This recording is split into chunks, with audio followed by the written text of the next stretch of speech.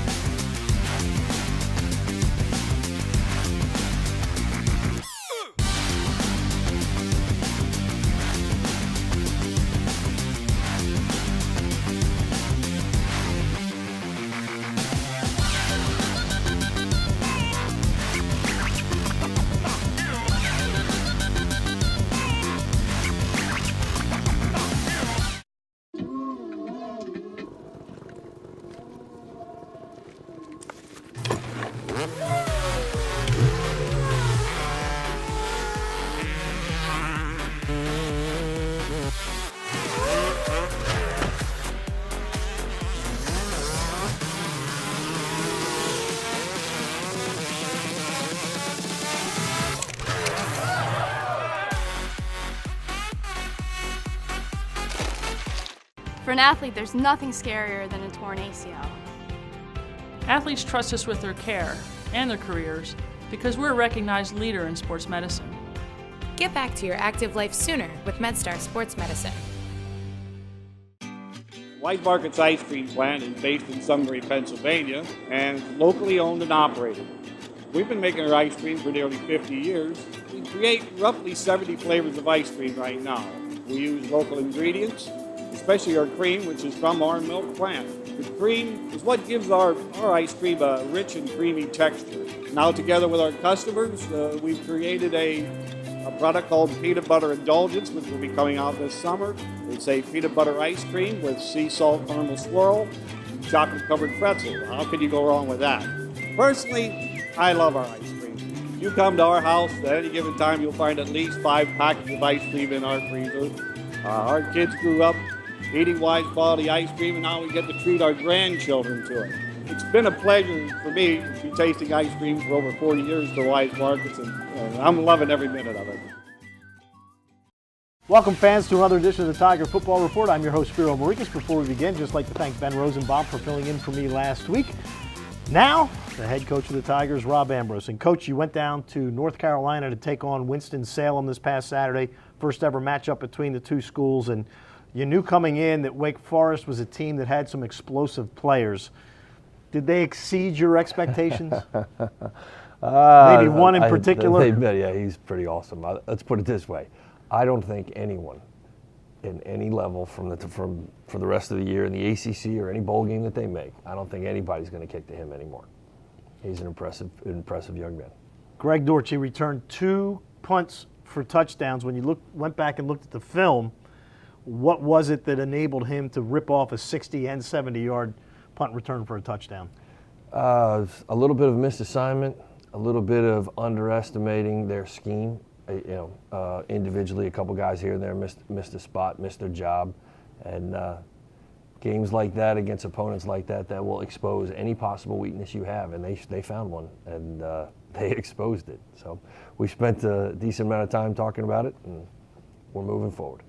All right, the game starts, and they go right down the field, score a touchdown. You come right back, go right down the field, score a touchdown. Next thing you know, it's 14-14, and they're not showing that they're any better than you. And then all of a sudden, Dortch with his couple of punt returns for touchdowns. The game takes a different outlook. Maybe your offensive plan has to change a little bit because now you're behind by some scores.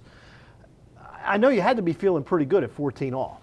Oh, God, yeah. And honestly, we felt decent at halftime. I think we were talking about it statistically. They were about 50% on third down. We were about 50% on third down, which both are pretty gaudy numbers, except they're a Power 5 team and we're an FCS team. So there were lots of good takeaways, but in the end, the type of day it was, us having to constantly keep coming back from behind, and their size and depth wore us down pretty hard. And it was a hot day. It was a very hot day there. Then you have the weather delay. What do you do during that time? Because it was about an hour. What do you do during that time frame? Hydrate, for one, because it is so hot, because it is so humid. And, for the people that don't know, interestingly enough, we have not played football between the hours of 10:30 a.m. and 7 a.m. since 7 p.m., since the spring game. So we practice in the morning here. And there's no, you can't really, it's out of necessity and field space and all that good stuff, but we can't really simulate that kind of weather.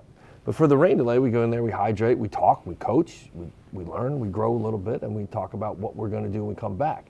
The interesting aspect of this was, at that point in the game, Late in the third quarter. late in the third, they had brought ago, us, the ACC had brought us the thing that per their weather rule delay stuff, that should the parties choose, they would cancel the game. Not cancel the game, they would end the game and say it a completed game at that point. So I brought the leadership council together and I asked them what they wanted to do. And I said we had a commercial flight on the back end, we were backed up against it, and that if we got delayed too much, we're going to miss that flight and we're going to take an 8-hour bus trip home after this game instead of flying with a league game on the back end of this. And here it is, 4th and 1, and you're down, 2 or 3 scores late in the game with a quarter left to play. And the leadership council, to a man, said they didn't care. They just want to go play.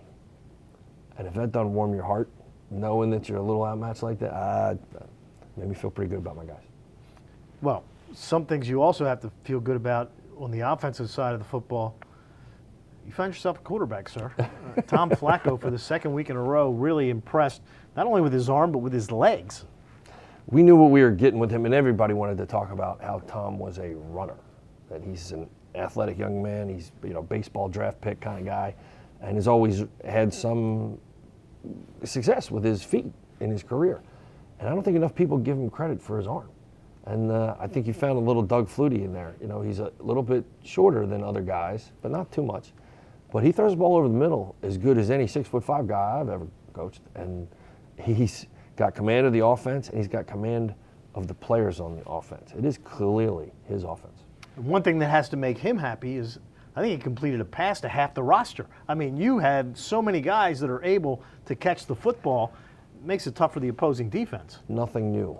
Like I said, last year I think we set the record for the most human beings you could throw a football to in the span of a season, just based out of injury. But then what you come to find out is after that injury, it pays benefits down the road, that there's a stable of wideouts and running backs that all have experience, and nothing really bothers them. And when it comes to, especially the pass game, they feel real good about everything they're doing. On the opposite side, defensively, you never seemed to have an answer for Wake Forest, whether they were throwing or running the football. No, we clearly gave up size up front, and they do a great job with the RPOs. It's a hot topic in the last couple of years, the run-pass option stuff. And even in the times where we had them perfectly fitted, we had every guy in every spot. A couple of their wideouts are making plays that you're not supposed to make. Like, you shouldn't make those catches with people hanging on you. For me, the best part about it was, if you think about the difficulties we've had in the last 2 years, especially forcing turnovers and giving up turnovers. And Tom threw a pick that wasn't ill-advised, but we just didn't play the ball right. But we forced more turnovers than we gave up against a Power 5 team, and we did it at critical times. One when they were going to score and one when they were trying to get out. And we converted and put points on the board on those. So yeah, there's lots of good takeaways. It's frustrating. It's ridiculously frustrating. You never line up to lose, ever, ever, ever. But there are lots of things that we can take away on the positive. The games like this shine the spotlight on the dark corners of whatever it is that is your team or your program, and be it in any 3 phases of the game. Any possible mistake that your guys are going to make, games like this show it up. And it allows you to start working on fixes. All right, so the Tigers now will focus on the CAA season, which will begin next Saturday when they take on the Wildcats of Villanova. Join Coach Ambrose and I later on in the week on TowsonTigers.com as we discuss the first CAA matchup of the season this Saturday on the main line. So for the head coach of the Tigers, Rob Ambrose, I'm Spiro Morekas. Thanks for tuning in, and as always, go Tigers.